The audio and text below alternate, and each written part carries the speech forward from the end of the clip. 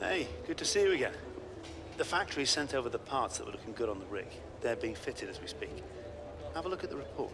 What's going on, guys? Aarava here, and welcome back to my F1 2017 career mode, episode number 73 today for the Italian Grand Prix in Season 4. We kick things off with some more good news from Chris, and the new part has been fitted to the car. The minor engine upgrade we purchased at the end of last episode has now been installed, and of course, it's going to be the most useful place to have that extra bit of brake horsepower here at Monza. The high-speed circuit in the Red Bull is definitely going to make a little bit of difference and aid us in probably what will be one of our weakest circuits, you would say, overall, barring maybe Azerbaijan, just for generally how bad I usually go at that circuit. But if you did miss the last episode, episode number 72, where we purchased the upgrade, it was uploaded yesterday, but it was uploaded quite late in the day, so if you did miss it, be sure to go check that one out before you continue on with this one. But going towards practice then for the Italian Grand Prix, trying to build up those resource points, of course. Having not bought the major upgrades, we actually come to this race still with a few hundred points in the bank, so we could actually easily get enough points now by the end of this race weekend to purchase another minor upgrade. Now, this time,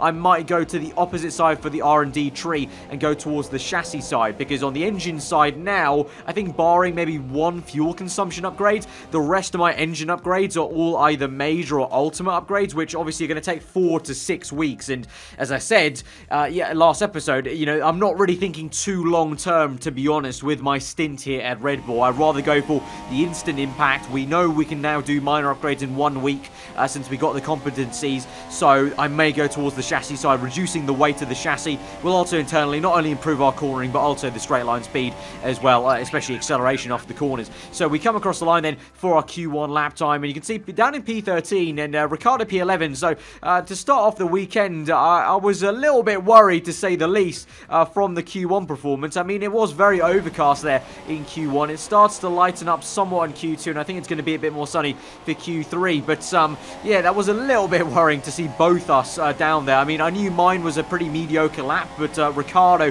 to be only 2 places up above us from P13 was, yeah, a tiny bit of a worry. But now we go through into Q2, and you can see performing a little bit better. We're at the moment in P11, though, so that first lap time, just like in Q1, wasn't an amazing lap, but we do rectify that issue with our second flying lap in Q2, up into P6 then as we cross the line, and by the time we come through to the end of the session, it's going to be P7 Ricciardo in P8, which was surprising, because it looked like he maybe had some more pace over me in Q1, but then I was able to pull back some time there. You can see Hulkenberg going fastest in Q2, so his Renault at least looking very, very decent indeed down the straight of Monza. But now we go into our Q3 lap. You can see lost a little bit of speed, scrubbing off some speed on that inside curbing on the left, so that wasn't ideal. But then through the Lesmos then, and then towards Ascari, and then Parabolica as we cut through to the end of the lap, and wasting no time here, and we come across the line, and it is going to be a pretty okay lap time. All in all, can't complain, because Ricciardo there is down in P9, and let's be honest, I think we all thought we were going to be around here. P7, almost best of the rest. I mean, you know, Perez has got ahead of us, but Hulkenberg is there, and Palmer is down in P10, so a bit of a spread in terms of the Renault cars and the Force Indies at least. And against the Ferrari and Mercedes, I don't think anyone stood a chance. Those two teams, I mean, Mercedes may have had some bad luck in the past, in the last few races directly, and also for Ferrari, they've still got the best engines and car setups on the grid, so I'm not surprised they're going to perform well around Monza. But from P7, we can do some work. There's not going to be too much strategy involved. Of course, you would have seen, I didn't really even mention it, but we just qualify on the Super Softs in Q2, because we can do a one-stop, I believe, from the Super Softs anyway. But Sebastian Vettel then looks like he's in P11, so he's got a grid penalty then. That's going to be quite tasty, actually. We'll jump up one more position. So let's look at the full grid then and get confirmation of that, and then go to the race. Well then, after an exciting qualifying session yesterday, let's take a look at how the cars line up.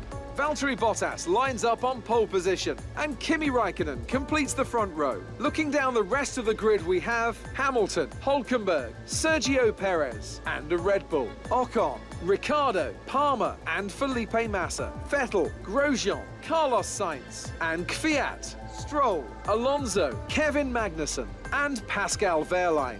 Ericsson and Stoffel van Dorn completes the grid. And now it's time to head down to the track. So we got somewhat lucky then with Sebastian Vettel getting a grid penalty. That elevates us up to P6. And of course, Vettel, one of the 3 people really in this championship fight with me. You know, the others being Raikkonen and Hülkenberg. Of course, after our win last time out, we've got a really nice cushion. But this may definitely be a place where that cushion gets eroded somewhat a little bit. But we'll try our best and see, you know, if we can get a podium, that would be an absolutely amazing achievement for us, I think, around here in a Red Bull car. But as I said, the strategy is going to be pretty straightforward. A one stop then, super soft to the medium tyres. We can pull that off actually pretty easily, it should be. And so really the only thing to do on the strategy screen is to bump out that fuel, of course. We're going to have to maybe do some lifting and coasting potentially, because we are going to be in rich mix with quite a bit of this lap, as most of the laps are going to be straight where we're going to need it and get the slipstream. But all in all, now in P6 with a good getaway in lap 1, I think we could still have a very successful Grand Prix at what should be one of our weakest circuits. So let's get straight into it then, as we now go to 5 red lights for round number 13 of Season 4 here at the Italian Grand Prix. 5 lights are out and we're underway, and it is a pretty piss-poor start for us in third gear, really wheel spinning those rear tyres, and Esteban Ocon and Daniel Ricciardo either side of us into turn 1 trying to make an overtake. We're going to get penned in somewhat to behind Nico Hülkenberg then, double lock up there for us, and meanwhile it's Hamilton going 3 wide with Ricciardo as well on the other side of Hülkenberg, and Ricciardo, a little tap in the gravel, somehow still makes it through. He's going to slipstream Hülkenberg, who's now got cleanly into P3, use that toe to good advantage to stay ahead of Hamilton in P4. Meanwhile, we bang tyres with our fellow Brit on the right front, and we're going to try and overtake him for P5 down the inside of this next chicane, doing a bit of a switchback move. Hamilton goes deep and probably dipped a tyre into the gravel on his left front, and that will allow us to swoop in up front, up into P5 and try and chase after our teammate now, who's had a fantastic getaway then. Daniel Ricciardo has to be right to the back of Nico Hülkenberg from what was behind us in P7 on the grid, remember. So really get a good getaway, or even P8 I think. I think he was 2 positions behind us on the grid. Meanwhile, up front for the lead of this Grand Prix, it was Valtteri Bottas on pole position, and he's still there in first place. Raikkonen right up his chuff though in second place. He's going to go to the left hand side as they go towards Parabolica to try and make a move. Will Kimi be able to hang this round his fellow Finn? Let's see, into the next corner, going to be close, and actually Bottas, it's good to know, he's on the soft tyres, so Bottas, if he can hold up Kimi, this will be really good for his strategy. I'm guessing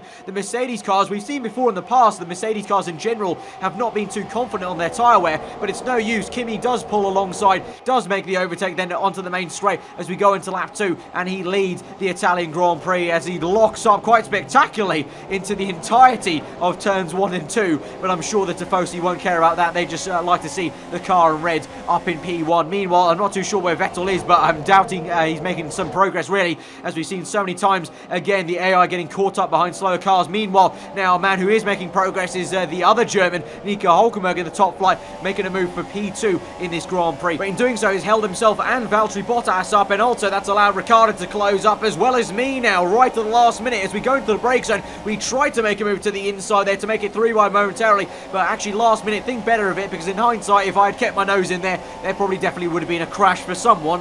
Maybe no guarantees it would have not been me, but there would have been some sort of crash. I'd rather just back out of that and maybe just try and overtake him in this straight line here, down the main straight onto lap 3. Here we go to the right hand side. Ricciardo goes somewhat defensive to the inside and kind of parks it in the middle of the circuit really, as he locks up quite badly on the right front tyre. So plenty of lockups with the AI, which is not something I've seen too much. I've locked up plenty on this game at Monza, but yeah, we've had a fair few big lockups already with only 3 laps gone, but we're up the order now, and we've got 2 Red Bull cars ahead of the 2 Mercedes. And speaking of the Mercedes, going through to the next lap, focusing on Lewis Hamilton at the moment, just ahead of this man Sebastian Vettel, and up ahead you can just about maybe see Valtteri Bottas has been overtaken by one of the Force India cars. I think it may be Sergio Perez, I want to say, can't quite tell from here, but you've got a checkerboard of Mercedes and Force India, not for too long though, because now Sebastian Vettel from P11 at the start of this Grand Prix is fancying himself to move his way up the order, but Hamilton's locked up badly, and Hamilton's off into the gravel, and so Vettel gets a free position indeed, and now can try and chase after the Force India car, but trying to desperately look back at that incident then,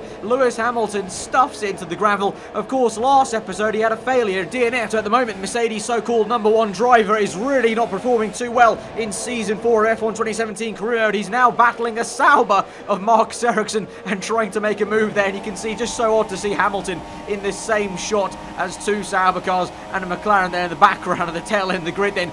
Meanwhile, to lap 5 then, into turn 1, trying to make a move on the inside of our teammate Daniel Ricciardo. Ricciardo looked like he was going to defend to the inside, but then kind of last minute in the brake zone, moved to the left. We tried tried a bit of a switchback move on him to straighten up the car on the exit of turn 2. Didn't quite work out as quite well as I wanted, but it's still going to work nonetheless, as we did get the car straightened up to see us in the slipstream of Ricciardo. We've got Rich Mix, obviously, and now to the chicane, braking a little bit early just so we don't lock up, and now the exact same copycat move we made on Lewis Hamilton there, being patient, waiting for him to make the mistake of going too deep, but it doesn't actually work out. Ricciardo does feed it around the outside, so a bit of a nice little scrap here between my teammate. Actually, he's done a better job than I thought he would, and then you can see getting hit with a wash of dirty air in the second Lesmo, so we now have to try and maybe defend from Sergio Perez. We look behind us, looks like he doesn't actually have enough straight line speed to contend with us then. He looked like he was going to make a move on the right. I moved to the middle of the track, and he's unable to make anything there. So it looks like our setup, plus our, obviously, the drag reduction, the minor engine upgrades, all working quite well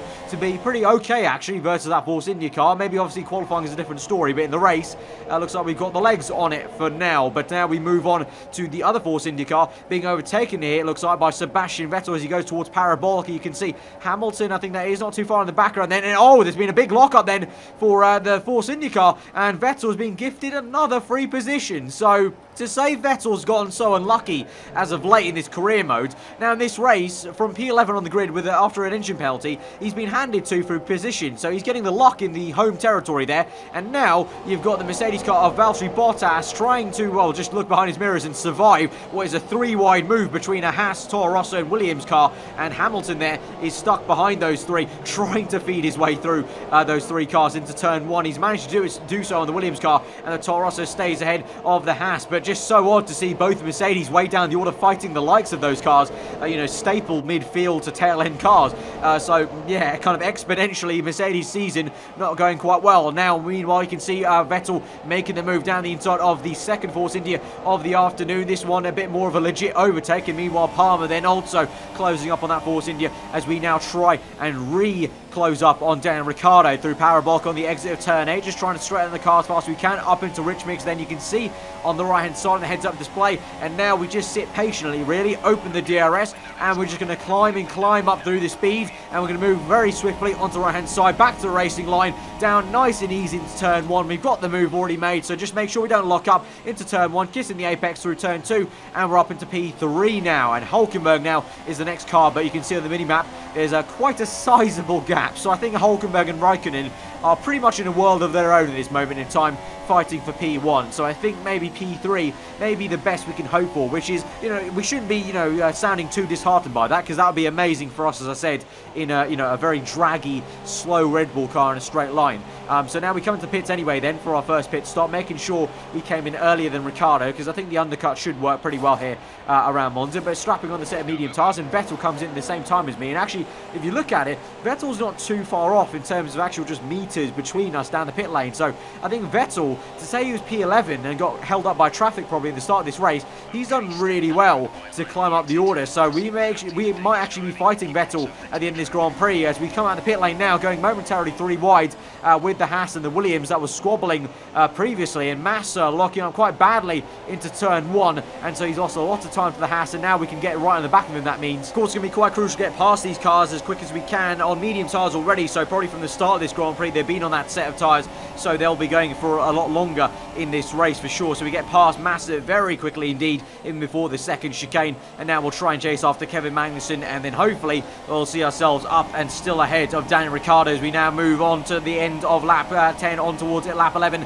and we are past Daniel Ricciardo. We're unable to make a move on Magnussen. You saw that I moved to the inside because I kind of half thought I could maybe make a really large lunge on Magnussen, but he was just far too ahead, and it takes us still through as we get through Ascari then and towards Parabolica to maybe make this move now on the Haas, finally going a little bit wide. We've got some fuel to burn, but at the moment just going to stay in standard mixture for now, because we could make this pass into Parabolica, or we could just be patient here, which we may do so. Yes, we are, as we have another little look to the inside. We actually go lean mixture momentarily, just as I mentioned, doing a little bit of lifting coasting, saving where we can, because I know that it's going to be a fact that we can overtake him pretty easily now on this straight. So just be patient with it, open DRS, and we're not even going to go into Rich Mix or this straight either. We're just going to stay in standard. We're going to overtake him, fly past him into turn 1. He does actually outbrake us initially, because I go quite easy on the brakes into turn 1 to try and reduce the locking up, but you can see still making the pass, and actually in doing so, as we went out wide and opened up our steering wheel, that actually allowed Ricciardo to maybe try and make a move. As we look behind us, is he going to make it work? I don't think so.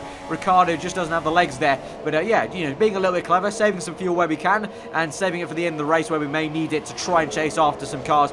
Knock on wood, maybe if Hülkenberg and Raikkonen want to slow down a little bit and fight for P1. Meanwhile, though, that's Vettel up the order, past the two Williams cars, and also Palmer then making a move down the inside. That was of Ascari as well. Meanwhile, Magnussen now has been overtaken by Ricciardo, and you can see on board with him, he's chasing us down, but we've got a bit of a nice, comfortable gap to him. So at the moment, all is well in P3. As we move through the laps then, Sebastian Vettel was the man making all the moves now and the progress. And to say he was P11, as I said, he's made some really, really decent progress, I've got to say. He's now up into what will be P5, I think that is, as he overtakes Haas. So it's Ricciardo P4, myself P3, Hülkenberg in P2, and Raikkonen P1. So a very solid drive for Vettel. Stark contrast to some of the drives he's had in the last few rounds where he's just not gone his way. It definitely has done so in the home of the Ferrari cars for now. But now as we move into lap 18, you can see yellow flags, and on the top left, Ricciardo is no longer there in P5, and he's had some sort of issue then. As I look behind me, Vettel, say in the first lap of the Grand Prix, rapidly closing up. You can see on the top right, my lap time has not been too far off my personal best, so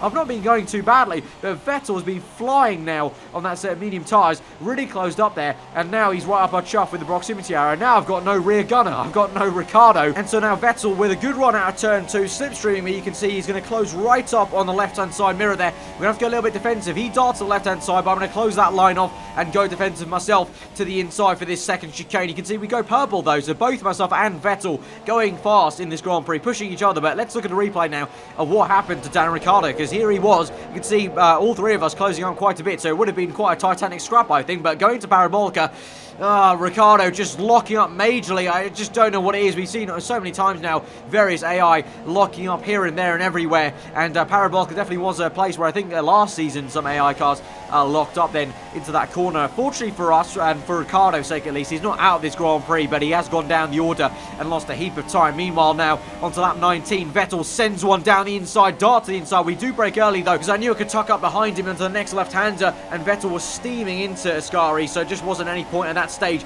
to try and hang it around the outside. We'll now go to the left-hand side of him, to the outside for Parabolica, and we'll just about get this, maybe even before the brake zone. Yes, we will. Vettel tucks in then, probably going to use the slipstream then down to the main straight to try and re-overtake me. You can see trying to wrestle the car somewhat as the tyres start to go off a little bit, as we've got just about 7 laps to go as we cross the line for lap 20, then having to try and control this car still in this Grand Prix. As we now move on to, again to the same place as last time. Vettel again trying the move to the inside. This time though, we will hang it around the outside and keep this around the outside. A little tap of the tyres then, and we go on the curbing, but we're going to give Vettel the room, to be fair to him and to be fair to us, and we do keep it side by side through that entire section. Absolutely awesome stuff, and we're going to stay in P3 for now. We go very harshly to the inside, and Vettel's not budging as well, so both of us being very stubborn for the racing lines we're taking. But at last minute I go back to the racing line, of course, to take the corner again, going opposite lock on the exit of Parabolica. And this time though, that was a much bigger amount of opposite lock, so Vettel's going to have a much better run now as we go down towards turn 1 of lap 24. Here he comes now, probably the crowd screaming their heads off as Vettel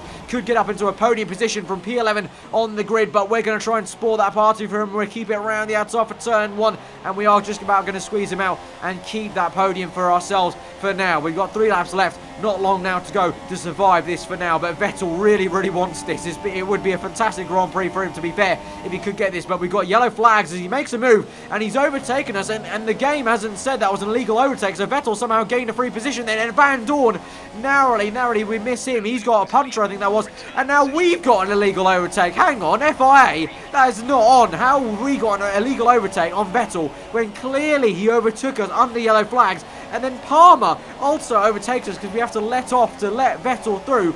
And in doing so, we're now down 2 positions. It's just flabbergasted by that decision.